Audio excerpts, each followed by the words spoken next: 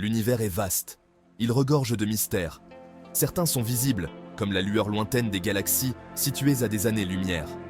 D'autres restent cachés, enveloppés dans le tissu même de l'espace-temps. Parmi ces mystères, peu captivent l'imagination autant que celui des anges. Ces êtres célestes, messagers du divin, créent un pont entre le cosmique et le terrestre. Ils apparaissent à travers l'histoire et les cultures. Ils piquent notre curiosité et inspirent l'admiration.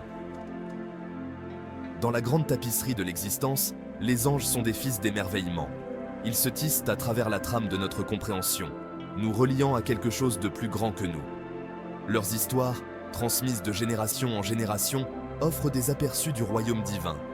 Elles révèlent les forces cachées à l'œuvre dans le cosmos. Ces récits nous rappellent que nous ne sommes qu'une infime partie d'une histoire bien plus vaste. Mais que sont les anges? D'où viennent-ils? Quel est leur but dans le grand schéma de l'univers? Pour répondre à ces questions, nous devons nous tourner vers les textes anciens. Nous devons plonger dans le royaume des écritures et des mythes. Nous devons explorer les histoires qui captivent l'humanité depuis des millénaires. Rejoignez-moi maintenant pour un voyage au-delà du familier.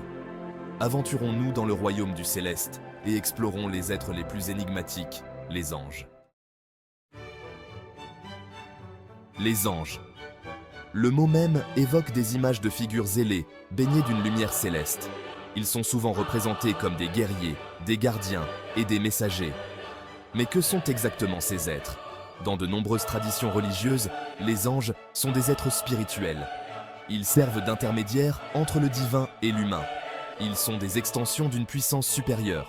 Leur but est de guider, de protéger et de transmettre des messages du royaume divin.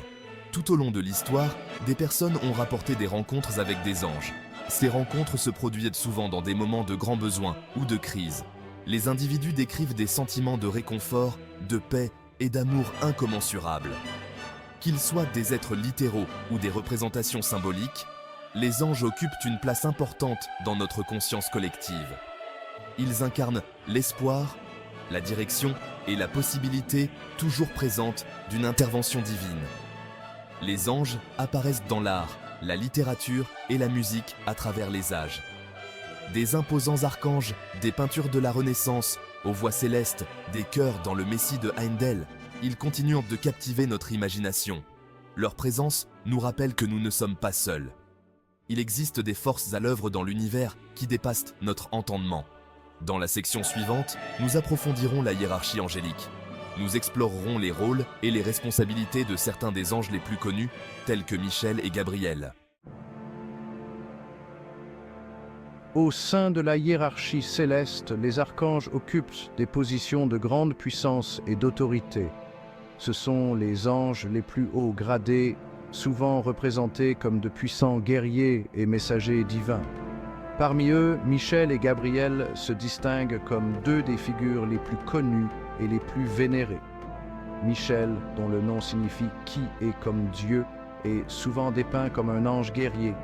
Il est le défenseur de la foi, le protecteur de l'humanité contre les forces des ténèbres. Son image emblématique, épée levée pour se défendre contre un ange déchu, incarne la lutte éternelle entre le bien et le mal. La force de Michel et son courage inébranlable inspirent l'espoir face à l'adversité. Gabriel, dont le nom signifie « Dieu est ma force », est connu comme l'ange messager. Il est le porteur des déclarations divines, le héros de l'espoir et de la révélation. Gabriel est apparu à Marie, annonçant la naissance de Jésus. Il a également dicté le Coran au prophète Mahomet. Le rôle de Gabriel en tant que messager souligne l'importance de la communication entre le divin et l'humanité. Ces deux archanges, Michel et Gabriel, représentent différents aspects du divin. Michel, le guerrier, nous rappelle le combat permanent contre le mal. Gabriel, le messager, souligne l'importance d'être à l'écoute des conseils divins. Ensemble, ils incarnent la puissance, la sagesse et l'amour du divin. Mais il existe d'autres anges, moins connus mais non moins intrigants. L'un de ces anges, nimbé de mystère et de terreur, est Abaddon, l'ange de l'abîme. Section 4. L'énigme d'Abaddon, ange de l'abîme. Tandis que Michel et Gabriel représentent les aspects de la protection et de la communication divine, Abaddon incarne un aspect plus énigmatique et redoutable du royaume céleste. Son nom même, qui signifie destruction ou lieu de destruction en hébreu, évoque un sentiment de terreur et de pressentiment. Contrairement à la présence bienveillante de Michel ou de Gabriel, l'arrivée d'Abaddon annonce le chaos et le jugement. Il est le roi des sauterelles, commandant une armée terrifiante de créatures qui sèment la dévastation sur la terre. La nature complexe d'Abaddon soulève des questions sur la nature du bien et du mal au sein de l'ordre divin. Est-il une force de pure destruction ou un instrument de la justice divine? Son existence implique-t-elle un côté plus sombre du plan divin? Un contrepoids nécessaire à la miséricorde et à la compassion représentée par les autres anges? L'ambiguïté qui entoure Abaddon fait de lui l'une des figures les plus fascinantes et les plus terrifiantes de la tradition biblique. Son histoire nous oblige à affronter la réalité inconfortable que même face à l'amour divin, il existe une force capable de destruction inimaginable.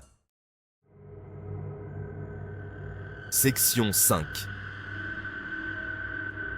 Quand le ciel et la terre se heurtent. Le règne apocalyptique d'Abaddon. Le livre de l'Apocalypse, le dernier livre du Nouveau Testament, offre un aperçu du pouvoir terrifiant d'Abaddon. Dans cette vision apocalyptique, Jean l'apôtre décrit une guerre catastrophique entre les forces du ciel et de l'enfer. Une bataille cosmique qui déborde sur le royaume terrestre. Au cœur de ce conflit se trouve Abaddon, libéré de l'abîme pour semer le chaos dans le monde.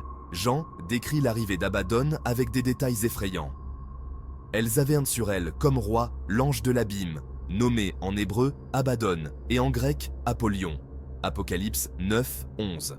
Ici, Abaddon reçoit un nom grec, Apollyon, qui signifie destructeur, soulignant davantage son rôle d'annonciateur du chaos et de la destruction. Sous le commandement d'Abaddon, une armée monstrueuse surgit de l'abîme, tourmentant l'humanité avec des fléaux d'une souffrance inimaginable.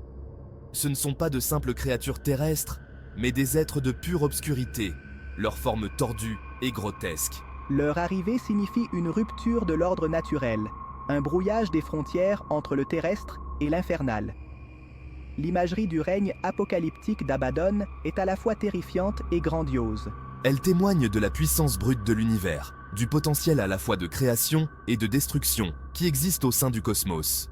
Elle nous rappelle que nous sommes à la merci de forces bien supérieures à nous, des forces capables de remodeler le monde en un instant. Section 6. Le champ de bataille, cosmique, le bien contre le mal.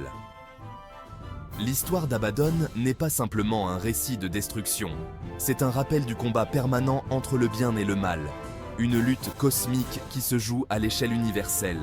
Cette bataille ne se cantonne pas aux pages des Écritures saintes, elle fait rage en chacun de nous, une tension constante entre nos meilleurs anges et les pulsions les plus sombres qui résident dans le cœur humain. L'existence d'Abaddon nous oblige à affronter la réalité du mal dans le monde. Elle nous rappelle que les ténèbres ne sont pas simplement l'absence de lumière, mais une force à part entière, capable d'infliger d'immenses souffrances et douleurs. Pourtant, elle souligne également l'importance de la résilience et de l'espoir, même face à des ténèbres accablantes. La bataille cosmique entre le bien et le mal ne peut être remportée par les épées et les boucliers. C'est une bataille qui se livre dans le cœur et l'esprit de chaque être sensible. C'est une bataille pour nos âmes, une lutte pour choisir la compassion plutôt que la cruauté, l'amour plutôt que la haine, et l'espoir plutôt que le désespoir. Dans cette bataille, nous sommes tous appelés à être des guerriers de la lumière, à nous dresser contre les forces des ténèbres et à aspirer à un avenir meilleur. Les batailles célestes décrites dans les Écritures saintes ne sont pas de simples histoires du passé. Ce sont des métaphores des défis auxquels nous sommes confrontés dans nos propres vies. Des luttes pour surmonter l'adversité et faire des choix qui s'alignent sur nos valeurs les plus élevées. Elles nous rappellent que même dans les moments les plus sombres, il y a toujours de l'espoir. Les forces du bien peuvent être mises à l'épreuve, mais elles ne seront jamais vaincues.